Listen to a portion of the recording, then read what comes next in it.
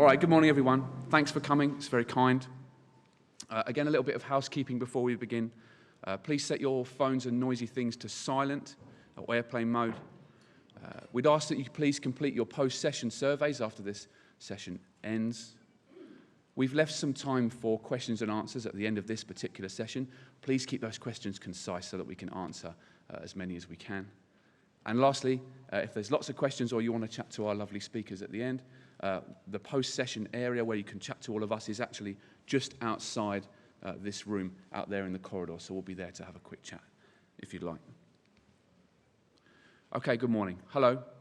My name is Sebastian Long. I'm Director of Player Research, a games user research agency, a player data consultancy. And it's an honor to gather and introduce these four fantastic talks on improving retention.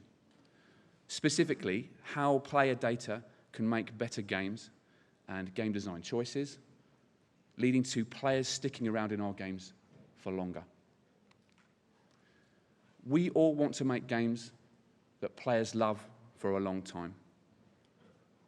To do so, to ensure we design a game that holds players' attention for months, we cannot leave game design to chance, nor to intuition, nor to uncertainty. And the bigger our player bases get and the longer they play, the more distant players' real experiences get from our own assumptions or expectations. Player data has always been used to combat these assumptions. The more we know of our players' journey through our games, the more deliberate we can be to achieve good design and keep them on that desired journey. Through user tests, through player interviews, through surveys and polls, in-game telemetry, and a whole toolkit of data-gathering research techniques. Applying player data to game development has never been more widespread than today, in this era of live games and evolving games and connected devices, where retention is measured more like in months than in minutes. But getting rich insight from players, our existing player base, is really tough. And researching potential retention before public launch is tougher still. So in this session of MicroTalks, we're going to take 4 case studies in using player data to explore retention toward building a game that players love to come back to again and again. In each talk, you'll be hearing from games user experience researchers. So let's talk about that first. Games user experience researcher is a professional game development role dedicated to gathering and analyzing player data. To inform game design choices, games UX researchers design and conduct research studies to generate player data. Data that is actionable, that is rigorous, that is on time, and is persuasive. Design teams, perhaps yourselves, will roll that data into your decision-making toward better design. It's sometimes player data that inspires new game design ideas, to be inspired by our players because we know them better, their desires, their motivations, their spending. It's sometimes data that continuously improves game design, towards continuous improvement through iteration, by better understanding our players' interactions with our work-in-progress designs that we have. Games user experience researchers like us typically bring backgrounds in psychology, cognitive science, UX, anthropology, and similar. These backgrounds in research ensure that the data we generate is rigorous and can be trusted by the game development teams to affect all parts of game development. As a user experience researcher myself, I often find that player data means many things to many people. So before we hear from these case studies, let's talk about data. Player data is more than just analytics. It's more than just surveys. It's more than just App Store comments. In fact, there are more than 30 formalized ways of getting data from players. Each of these information gathering techniques has strengths and weaknesses. For example, analytics is fantastic at telling us what players did in our game, but is often very poor at telling us why they did that. Eye tracking is good for telling us where players were looking at the screen, but in isolation can't tell us whether they understood what they saw. The primary role of a games user experience researcher like us is to choose from these many research techniques and match them to the game development challenges you face. And it's a universal truth that using just one of these, only one, leads to blind spots. So it's not just ideal to use more than one, but necessary to get good data to inform design. In research terms, each of these is called a method. And when we combine and triangulate using multiple sources of data, that's called mixed methods. Here, we're talking about retention in this panel.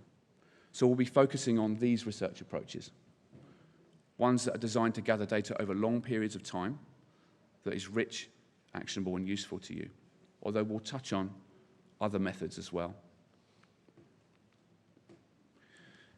In each talk, you'll be hearing advice from these guys about why player data was needed, which methods were used, and the impact each of their studies had on their games. To help bring these learnings back to your own teams, I propose considering them through these 4 lenses. Firstly, consider how these studies were made rigorous. We captured sufficient data. We reduced biases in that data.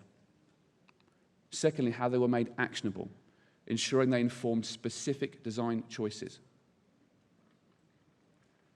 Thirdly, how they were made to be on time, these studies we're going to hear about. How were they made to be done not just quickly, but cheaply, using resources we already had, and critically at the right time during development. And lastly, how they were made to be persuasive, to ensure that the data they generated was efficiently actioned by the development team. These 4 topics are the hallmarks of good player data. Okay. Please allow me to introduce our first speaker. It's Alex Gehorst from Glue.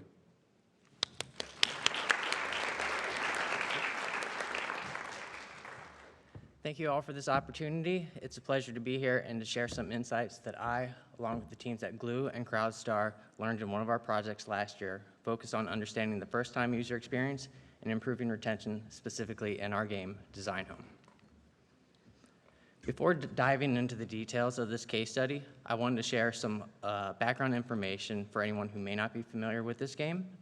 Design Home is a free-to-play mobile game that gives its users opportunities to release their creative spirits through interior decorating and designing. Through partnerships with many top brands, users are provided the opportunity to design spaces, including but not limited to living rooms, dining rooms, and bedrooms, using furniture and decor that is representative of real life. To provide more context for this talk, it's necessary to share some information about the core loop within Design Home. Design Home's core loop is all about room design challenges. Players are presented with 5 or so challenges every day, and each challenge has its own description to prompt players with ideas about how to style a given room. These challenges can be separated into 2 main categories, those with design requirements and those without. For example, in the House Hunters challenge that is shown on this slide, the Perfect Painted Lady, players need to design a living room with 8 required items and up to 8 additional optional items, and players were required to design this room with 4 eclectic styled items along with a blue sofa. Last year, our research team worked hand in hand with the Design Home team on a project aimed specifically to improve early day retention, targeting days 2 through 7. Typically, in free-to-play mobile games, you will see retention curves similar to the one on this slide, where there's high churn by day 2, but with a flattening tail with each day after that. Usually in free-to-play games, retention has a cascading effect, where the more users that are retained earlier on, the more users that are retained later. So using this chart as an example, if you were to improve day 2 retention from 35 to 40%, retention on days 3 through 7 should see improvements as well, which is exactly what we in the Design Home team were trying to do. So now that we knew that we wanted to improve our early day retention, how would we do that? We hypothesized that improvements to the first-time user experience would address this, and so the team designed and created a new fatui, which would focus on teaching players core interactions earlier in their experience. For this project, we relied on 2 primary methods. The first was playtesting, where we watched how players interacted with the first-time user experience design, noting any usability concerns, along with noting what players did upon reaching the core loop after the onboarding process. In addition to this, the second method we relied on was A/B testing to compare different versions of the first-time user experience. For playtesting, we partnered with our vendor, Playtest Cloud, which allowed us to recruit our target audience, as well as to distribute builds and watch how players interacted with the different Fatui designs. We were able to recruit our target audience, which is casual gamers that had no previous design home experience. We asked that players would play Design Home for approximately 20 minutes, and we wanted to see how players would go through their first session in a completely natural way to assess how they interacted with the Fatui, as well as to see if they are able to recall what they learned once these players reached the core loop. Because we wanted a very natural gameplay, we provided no additional context and no additional tasks outside of the onboarding process and what was already in the tutorial flow. For this project, it was broken out into 4 phases, 3 particularly that were focused on play testing different iterations of the Fatui, as well as an A/B testing phase. When we tested the current design of the Fatui, we noted that we had 2 main issues. The first issue was that players didn't fully understand the context for designing rooms, and that players would place too much emphasis on certain keywords that were in the challenge descriptions. In the example shown on this slide, the description told players to design an eco-friendly living room.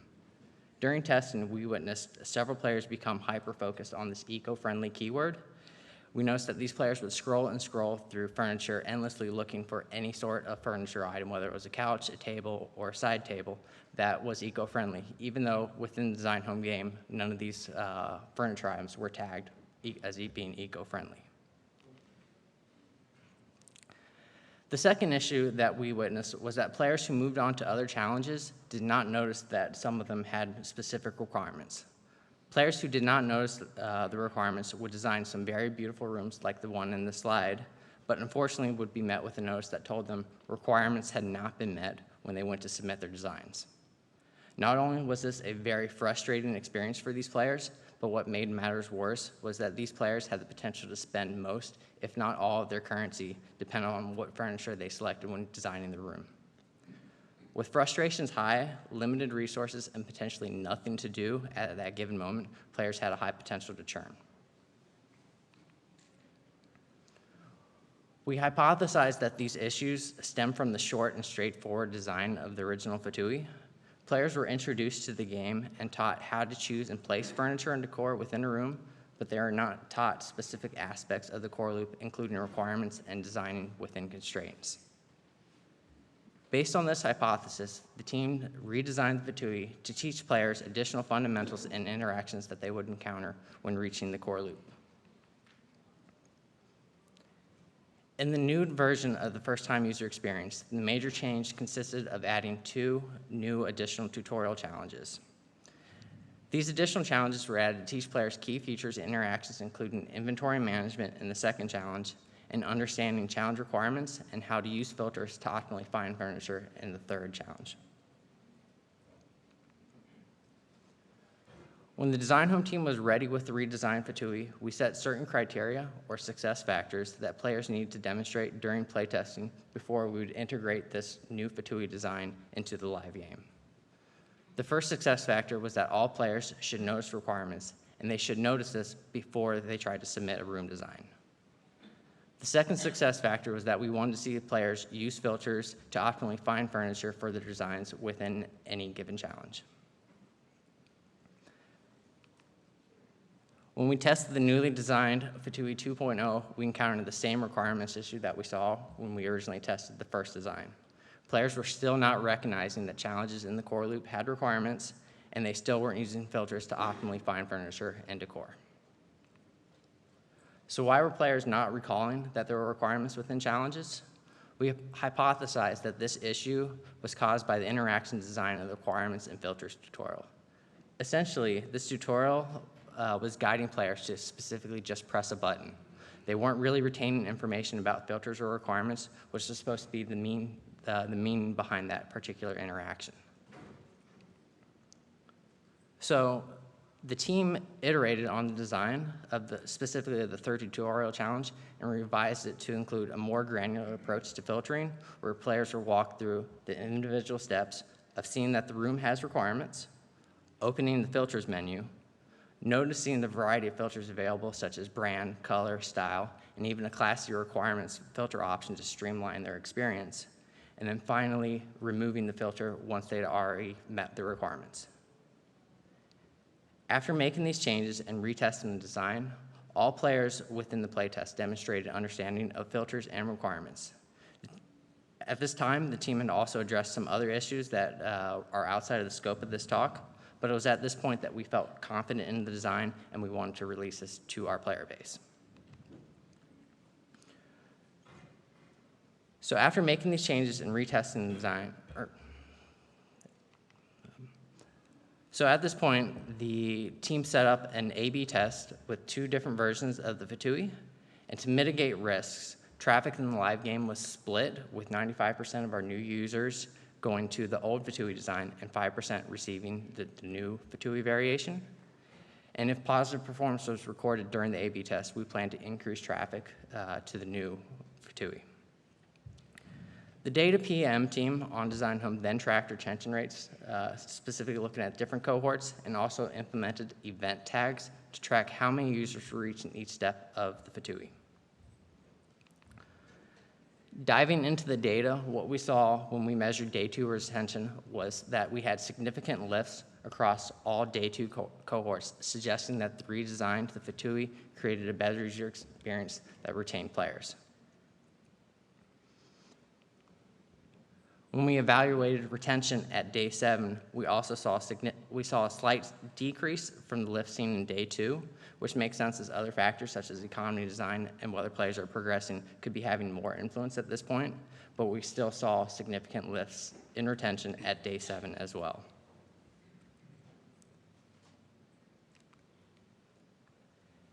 I mentioned previously that we implemented event tagging to do granular tracking and funnel tracking during the Fatui. Anytime you're testing a first-time user experience, tracking each step of the funnel will uncover insights on which areas can be addressed that will also have the largest impacts to potentially retaining players. In our case study, during A/B testing, we uncovered 2 major churn points, which happened to correlate with 2 usability issues that we saw during player testing. Unfortunately, due to the time constraints of this talk, I can't elaborate on these. However, the point I would like you all to take away is that by playtesting the first-time user experience design before implementing this in the live game, we're able to have insight into what was causing these churn points in the funnel. The team had specific direction that they could take with data to further improve the first-time user experience, which would then incrementally improve retention. So in summary, by taking a test, iterate, and retest approach with the first-time user experience, we were able to improve early day retention both at day 2 and day 7 by targeting specific areas within the first-time user experience. So thank you all, and at this time, I would like to introduce our next speaker, Molly.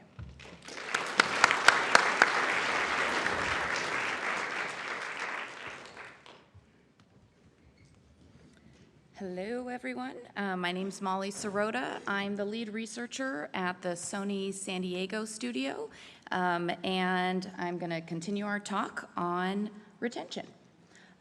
Okay, so specifically what I'm going to talk about is leveraging a method known as a diary study to study retention. And I just want to get a feel for the room. How many people, raise your hands if you're not a researcher? Okay, it'll help me understand how to articulate what we do at the San Diego studio. So this is going to be a high-level view of how to run a diary study, but then I'll get into the details.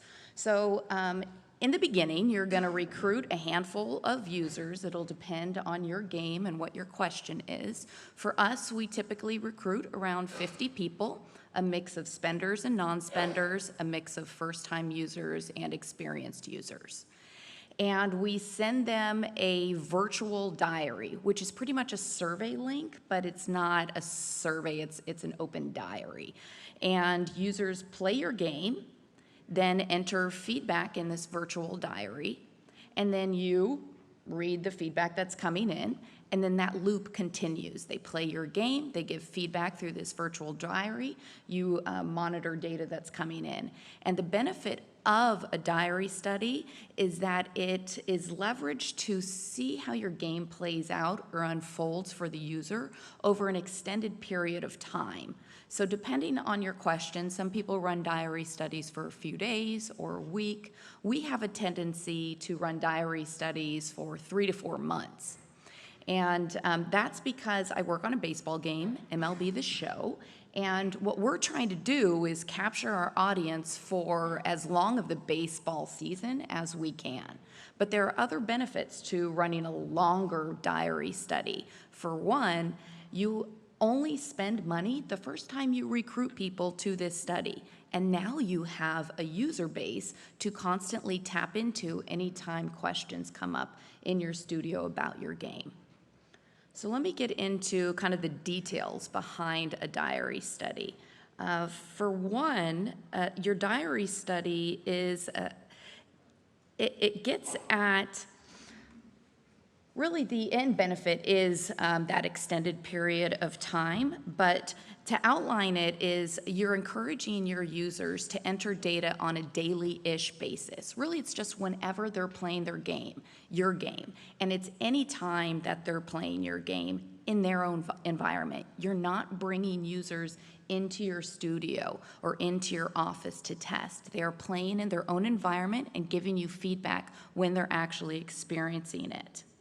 The other thing with diary studies is that as a researcher, you're giving them a suggestion of a topic to think about for the diary, like gameplay or customization. But other than that, it's up to the user to then decide what aspect of customization or gameplay they're going to discuss.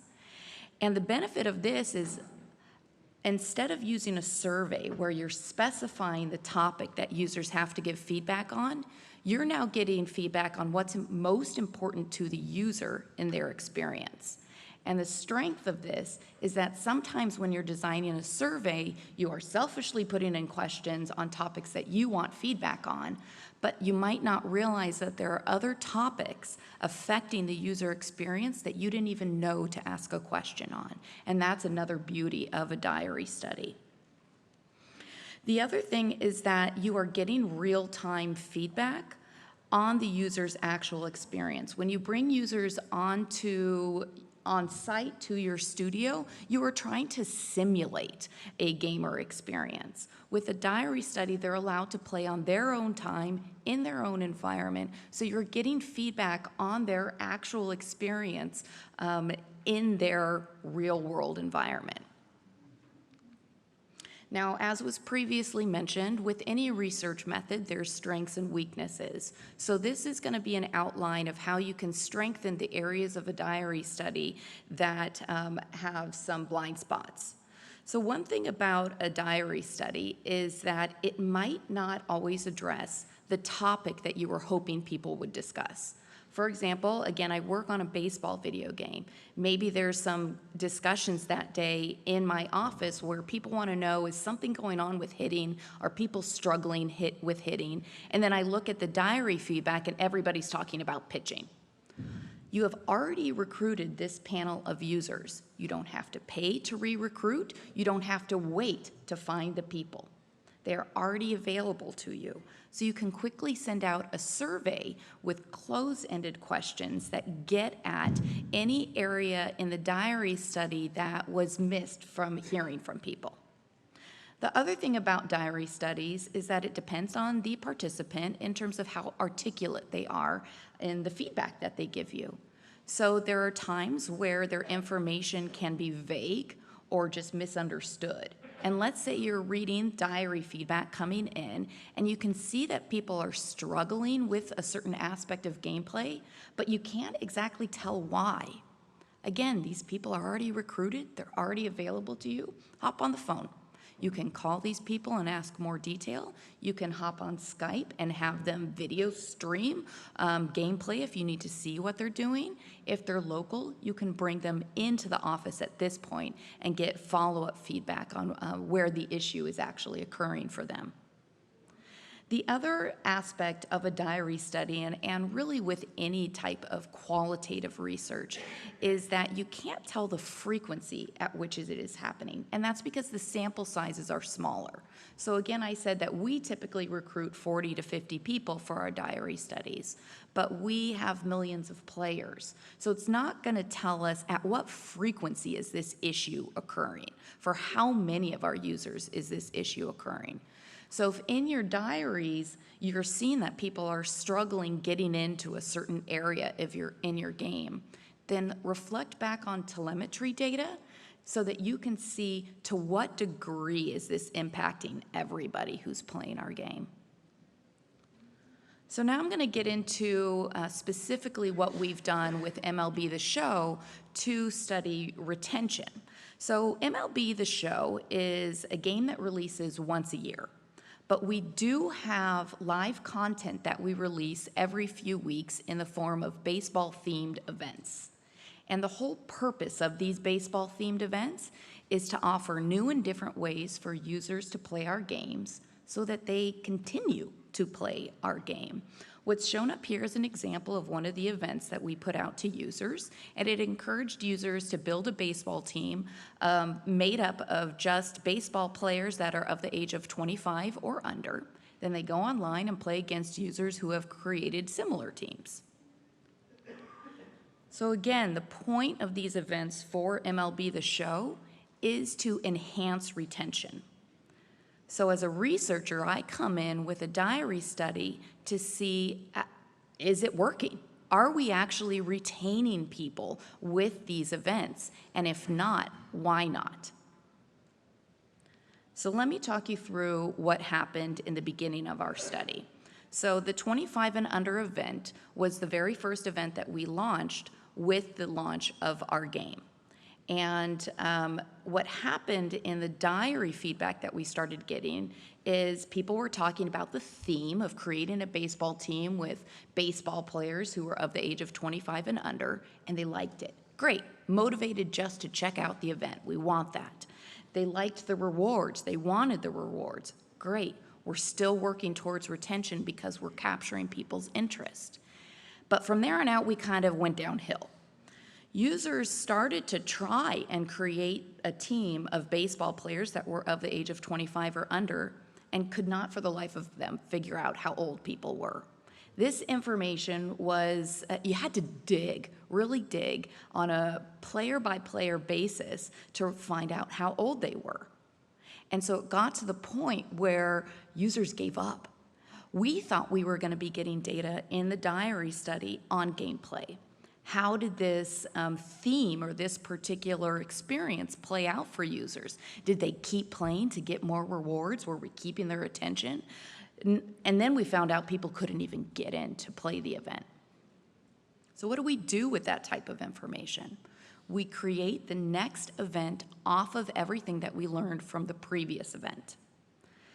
So what we did was, one thing that happened with the first event is that it launched with the beginning launch of our game, which means that our user base inventory was very small at that point. Even if they could figure out how old baseball players were, they didn't have a lot of their own inventory to pull from, which means we're suddenly pushing a lot of people to the marketplace, which was not going over well with people. So we changed the second event to work better with the inventory that users already had available to them. The second event had users build up a baseball team that had to do with right-handed hitters and left-handed pitchers. This is something that the designers know is very easy for users to do at an early stage in our release of our game. The other thing that they did with the data that came in from the diary study is they put out a patch to quickly address this aspect of having no idea which players to build your baseball team off of because they don't know who qualifies and who doesn't. Well, now there's an icon that goes on any player within the baseball game that identifies them for the event going on.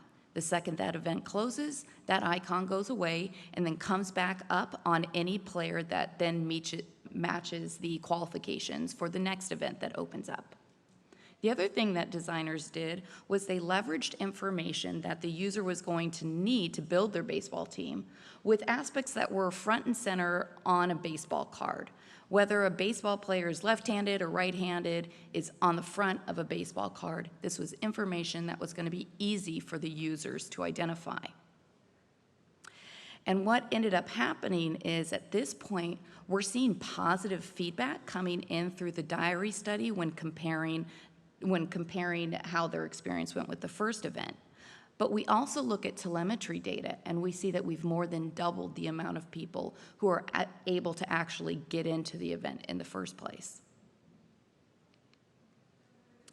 So in sum, the thing with Diary studies is that it allows you to study your users and your gameplay experience over an extended period of time, so that even if your game is testing well when you bring them on site for a play test, for an 8-hour play test, a 2-day play test, a Diary study allows you to see how your game experience unfolds over time, and to not only identify where people are dropping off, but why people are dropping off of your game. And for us, it allowed us to quickly iterate so that we could minimize the amount of people that we were losing, and therefore impact our ability to retain users' attention, to retain users' interest in our game. And with that, I will now introduce Jen.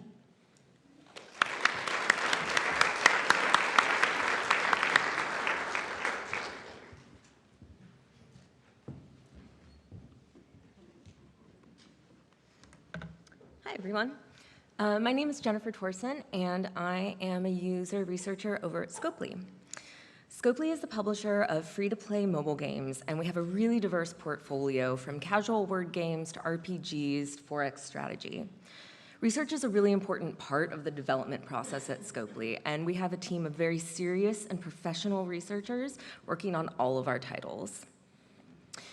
At Scopely, our research team works to deliver actionable insights at every stage of development, from early concept to live operations.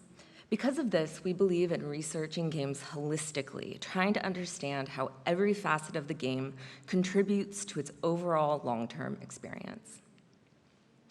One of the ways we do this is by running longitudinal or long-term studies, where we conduct research that looks at play experiences over a span of days or weeks rather than a single session. While that may sound like it would take a huge amount of work, the reality is long-term studies are easy to set up and run. They only need an extra day or two of researcher time than a traditional usability test would, and the benefits are huge, giving us really deep insights into the game. Today, I'm going to talk about 2 cases where we use these tests for great results. First, we're going to look at Star Trek Fleet Command, our mobile 4X strategy game. During that game's development, we used longitudinal testing to understand player motivations and progression during the first week. Next, we'll look at The Walking Dead Road to Survival, where we tested post-launch to redesign the way we taught players about characters during the tutorial to help increase retention down the line. So longitudinal studies at Scopely typically take place in 3 phases and use a variety of qualitative research methods. The first phase is an on-site usability test. These are pretty standard sessions that are widely used in the industry. We recruit about 6 people to come into our office and play the game one-on-one while a moderator sits beside them to observe and talk about their experience. And this is where we can capture initial impressions about the game, as well as any usability issues that come up during the first hour of play. Our second phase of testing is a diary study. So after they finish their usability session, we send players home with the game installed on their personal phones and ask them to play every day for the course of a week or 2 weeks, usually about 30 to 60 minutes a day. We might let them do this as self-directed free play if we want them to just kind of test the overall experience, or we might ask them to do specific tasks every day, just kind of depending on what we're trying to look at. Players are then sent a survey via email every evening and asked to record their experiences from the day, what they did, how they felt about the game, if they were ever confused, things like that. These are generally very broad, open-ended questions just to get the player to give us as much detail as possible without us guiding their responses too much. The final phase of testing is a follow-up interview where players come back to the studio to show us the progress they made in the game. We prepare for the interview by reading their diary entries every day, and that really helps us to plan more in-depth and specific questions that really dig into the nuances of the player's experience. Taken as a whole, these 3 phases allow us to see the effects of various issues over time and to better suggest how to fix them for long-term results. So the first case study is going to be from Star Trek Fleet Command. Again, this is our mobile 4X strategy game. When we did this testing, Fleet Command was still in development. We had no idea at that point how players were going to be engaging with the game or what their first week was going to look like. One of the features in the game is a mission system, so a series of ongoing quests that we designed initially to help players learn about the game fundamentals and then later to give them reasons to keep coming back and getting into more difficult content. Our design team wanted to know if the system was working as intended. Did players understand the mission system? Were they motivated by them? So we decided to use a longitudinal test to see how players were actually going to experience the system. The first phase of the study, the on-site usability testing, was the first hour of play, and we had really good results that first day. We found some usability issues, such as with iconography, a few places where we were using jargon, but overall, players were able to understand and complete their missions. So that first 45 minutes of play were really solid. So then we shifted our attention to the next 7 days experience. A few days into the second phase, we started to see some issues popping up that we hadn't anticipated. In their nightly diary entries, players started to talk about how they were frustrated with how difficult the missions were becoming and how they were left with nothing meaningful to do while they were trying to grind the materials or levels they needed to complete those quests. And by the end of the week, they were also reporting that the missions felt repetitive since they follow a pretty standard formula, kill 10 of this, gather 20 of that, and they really wanted something to mix it up. And we knew that these could turn into really big problems over time. Players who feel like they can't progress or who are just bored are not going to stay around in your game. So when players returned for their follow-up interviews, we really dug into the issues and what we might be able to do to help them. And from these conversations, we decided a good solution would be to branch out from the mission system and provide additional ways that players could engage with the game. First, in addition to daily missions, we added daily goals as a way to give players easily achievable quests that could be repeated daily for good rewards, giving players stuck at a difficulty wall in missions a meaningful way to get the materials they needed to progress. Next, we updated events, which we had planned as a late game feature for elder players to be available right from the beginning of the game. These limited time events are always changing, which helped relieve the repetition that players were starting to feel. This solution of adding more ways to play not only helped to solve the issues that we'd seen with missions, but continued to benefit players long-term through rewarding multiple kinds of engagement. It also gave our developers multiple ways to introduce new features into the existing loop after the game went live. Now, the second case study is from The Walking Dead: Road to Survival, and this is our RPG. After the game had been live for a while, the game team decided that the early retention was not where they wanted it to be.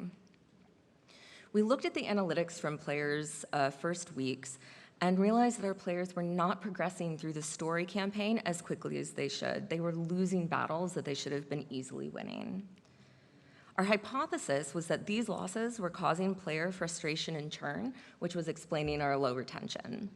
We guessed that the most likely cause for losing battles was using characters incorrectly, so we decided to use a longitudinal study to see how players were actually using and understanding their characters during that first week. Phase 1 seemed to go really well. During the on-site usability test, players went through the tutorial and a bit of free play, and during this time, they were able to articulate the key points that we were trying to teach about the characters, that you can get new characters and that you can level them up.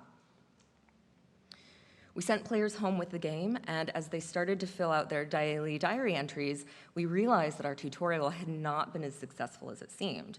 Our players wrote that they were frustrated by losing battles and progressing slowly, just like we'd seen with the analytics data. And when they returned for their follow-up interviews, we looked at their characters and our suspicions were totally confirmed. They were using far weaker teams than they could have been. Through all of the phases of our testing, players were able to understand and recall the major points of our character tutorial, winning new powerful characters and improving them through leveling up and evolving. But from their interviews and their diaries, what we realized is they didn't remember how to tell which were the powerful characters that they should be focusing on. So the first problem we found was when players won their new, more powerful character during the tutorial. During the test, players win Dr. Stevens. He is a very obscure character from the comics that none of them really remembered. So it wasn't a particularly exciting moment to win him from Gotcha. It didn't make them hyped to keep winning new characters. So we ditched him. Now players win Carl. He's a major character and a fan favorite. And even better, while Dr. Stevens is a healer, Carl is a badass attacker whose special skill is super strong in early battles. The lesson we are teaching is now much more memorable and clear. If you pull for new characters, you can get someone familiar who's going to be awesome. Another problem came from the character that players learned to level up, a guy named Jed. Now, Jed isn't even a character in the series. We made him up. So right off the bat, not exciting for players to be using him. Worse, he's also pretty weak in combat, even after leveling him up. When players returned, they were able to remember how to level up their characters, but they were also now using Jed in all of their teams when they had much better characters available. So they were taking away the very wrong conclusion that he was an example of a good character to use. We solved this by having players learn to level up Rick. Rick is the main character of the series, a big fan favorite, and one of the most powerful starting characters in the game. He helped us to drive home the lesson that we wanted to teach. Good characters will be made better if you invest in them. These changes not only helped our players to start winning those early battles in the game, increasing retention, but we also ended up doing a better job of teaching the value of characters and creating motivation to engage with Gotcha. And both of those are incredibly important for the long-term health and revenue of the game. So now we've seen two examples of longitudinal research in action. What both of these studies really show is that optimizing the early experience of the game has long-term consequences. Teaching players what to value early on lets them know what to invest in later. And creating paths for players to follow encourages them to engage in the behaviors that you want to see and gives them a reason to keep coming back. These studies also show that many important issues only reveal themselves over time. Looking at the game as a holistic, ongoing experience was the only way to discover how players were really going to use and understand what we had built for them. Longitudinal studies are not only powerful, as we've seen, but they're also a really easy method to add to your regular testing. Most of the playtime is unmoderated. Players are just off doing their own thing at home. So adding length to the study does not mean adding effort. The surveys used for the diary portion should be short to encourage completion and don't require a lot of time to set up or analyze. We tend to ask the same broad questions every day and for every game, so surveys can even be reused between studies. The usability sessions and the follow-up interviews are the most time-consuming aspects since they require in-person moderator time. But when you consider that you are condensing a week or more worth of data into a couple of hours of moderator time per player, the time is really a bargain. At Scopely, we now use longitudinal studies on all of our games, from Fatui's and beyond. I hope that sharing our studies today will help to convince you to do the same. Thank you. And I'm now honored to pass on the microphone to our last speaker, Sarah from Glue.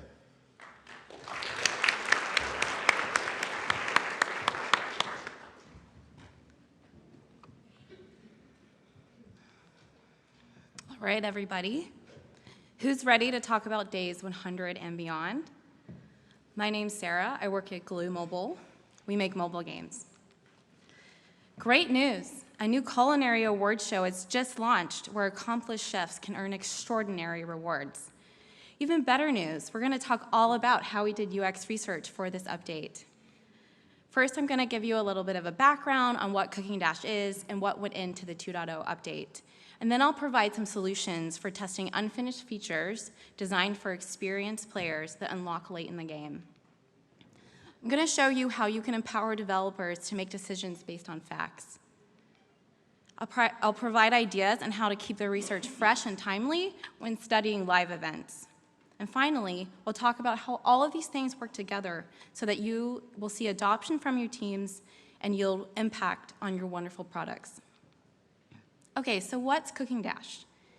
It's a mobile free-to-play game where you must serve food to angry customers within a limited amount of time while using griddles with a propensity to burn things. Fun, right?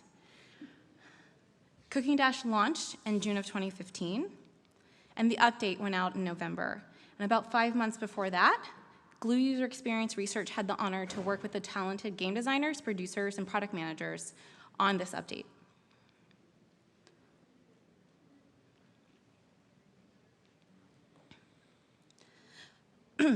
Up until the 2.0 update, Cooking Dash relied heavily on new restaurants as a retention driver. The team wanted to rely less on this content-heavy approach and instead shift focus to a live event called Trial of Style. All levels in this event are procedurally generated. Additionally, many complex layers affect success in this live event. And all of these things work together to motivate players to play in new ways. By complex, I mean the most positive sense of the term, much like a delicious layer cake.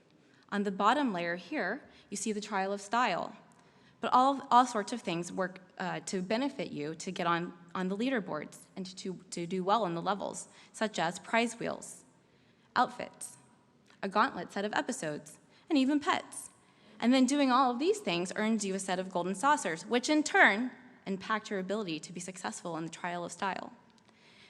So when the team came to UX Research to talk about what they wanted to learn, they said, we really need to know if players understand this concept of style, and if they understand how to get more of it. We said, that sounds great. Those are great research questions. We'd love to help you figure that out, because style equals success. And in the great leaderboard of life, those without style perish. Certainly users are going to understand this metaphor. So how did we work to understand if players were getting this relationship, if they were themselves understanding style? We started first with something that we're going to call today a moderated tutorial playtest session. Then the team iterated, and we moved on to some diary studies. But the team said to us, hey, what do we do? There isn't a tutorial yet, and these features unlock really late in the game. We said, no problem. First, you need to recruit some really experienced players. And then you create this moderated tutorial. A moderated tutorial involves something like a script that you work hand in hand with the team to create. And we do this like a playtest. We do this in our lab, but it contains even more, such as this example. Here we see the Trial of Style. And the moderation would be you, the researcher, and you're basically becoming the tutorial. So for example, we let the playtester know that the Trial of Style has unlocked. It's on their home screen. And then we follow up with some questions. These questions unpack things like player understanding of the new features, relationship to the core loop, and we observe the ability of the player to be successful, and we listen to the player describe their success. So what did we learn? We asked the player to say, hey, did you tell me what style is? And here's what we found out. They didn't quite get it. So they said, oh, it's an additional test of your skill, but I don't really know how I got 91 super coins. And we said, super coins? Oh no, Pims, Corey, what are we going to do? And they said, don't worry, we feel very validated after this study, and we actually have so many ideas. We feel so inspired, and I've got ways to address this already brewing in my mind. So after completing the moderated tutorial playtest sessions, The team went back and iterated based on the things we found, and 3 months later, we conducted a diary study. A diary study for this particular, for this update lasted 10 days. We recruited 19 participants from Cooking Dash, and we got a mixture of spenders and non-spenders. Over the 10 days, participants took a survey, and the daily surveys are basically the same thing every day. On the last day, they take a daily survey, and they also take a wrap-up survey. Now, daily surveys keep it vague because we don't want to lead the player on. We want to know about what they're uncovering organically in the game. So we ask things like, what was your intent to play today? Did you encounter any frustrations? Did you observe anything new? What were your goals? Did you achieve them? And how motivated were you to play today on a scale of 1 to 7? You can plot this motivation over the duration of the study, and you can understand the dips, the highs and lows and the dips in their experience by looking at their free response questions. Here you can see that someone is trying to strategize in new ways. So they are indeed contemplating success. Wrap-up surveys get to specifics. We ask things like, can you actually define the features? And you can name the features and ask them to explain it.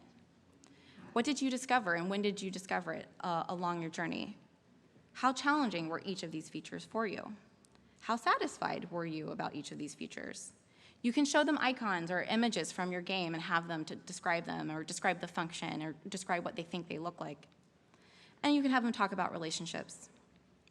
A great way to ask someone to explain to you if they understand something is to actually have them pretend like they're explaining it to their friend or to someone that isn't familiar with your game. All right, so we've talked about the 2.0, and we've provided some solutions. But how do you help your team get to decisions based on facts? Creative teams benefit from observing the player engaging with their designs. So, for example, Corey and Pims actually watched the sessions. And here they started to realize that people were really confused about the bonuses, and the participants were thinking that the bonuses were actually rewards. Those players were really confused about the bonuses that led to success in the trial of style. They thought they were rewards. How can we help players learn that all the cool stuff you design, like outfits and pets, also impact style? Corey says, I already know how to fix this. Don't worry, guys. What's important is to talk to your team about consequences. The fact is, and hey, we're trying to get to the facts, is that players think style is just coins, but we need them to know it's more than that. How will this misunderstanding impact the entire player experience? Well, if this is an entire meta update, the entire system breaks down. Another way to help your team get to the facts is to layer data. So we'll use that cake metaphor again. You need to layer things people say with the things they do. And in this case, I'm talking about telemetry, stuff you're pulling from inside of the game. Because you're going to be able to come to really strong conclusions. And maybe you'll also make your dev team a little bit hungry. Let's take, for example, the prize wheels. What we learned is that 26% of the items earned throughout the duration of the study were related to outfits. We also learned that all of those things in red, participants didn't quite understand the purpose of. Let's take, for example, outfits. This participant says, I don't understand how to get outfits. Only by spinning? What are the benefits?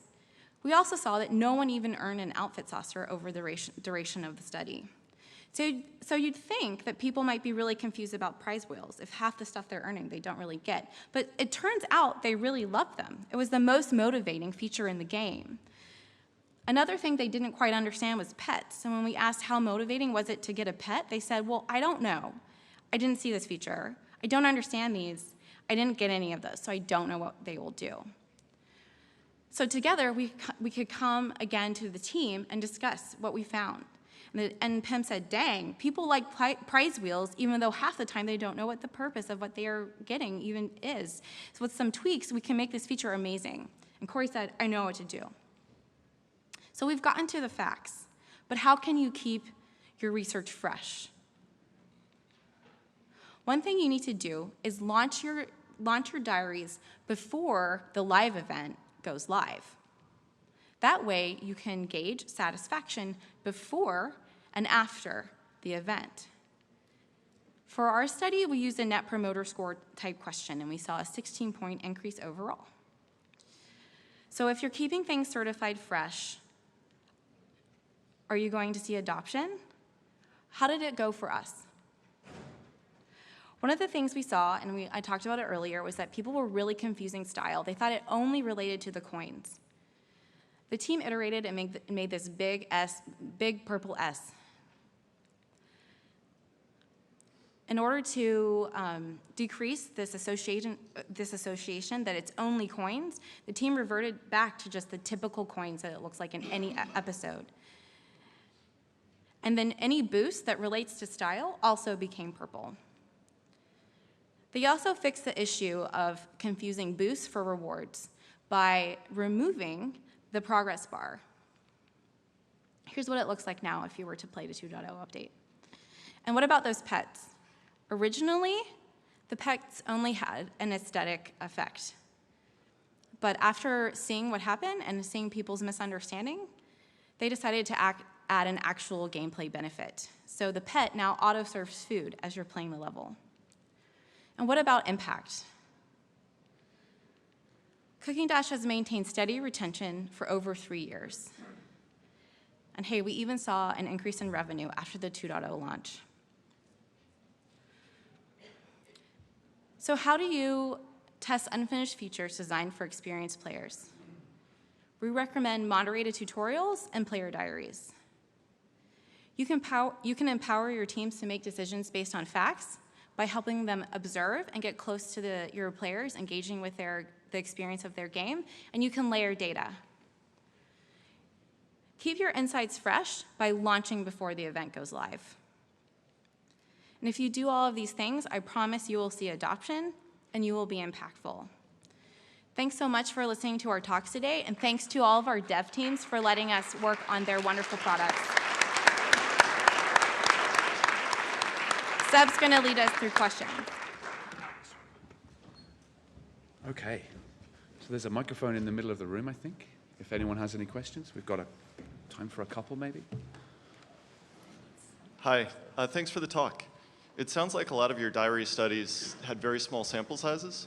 How do you go about recruiting to make sure it kind of represents your audience, your users?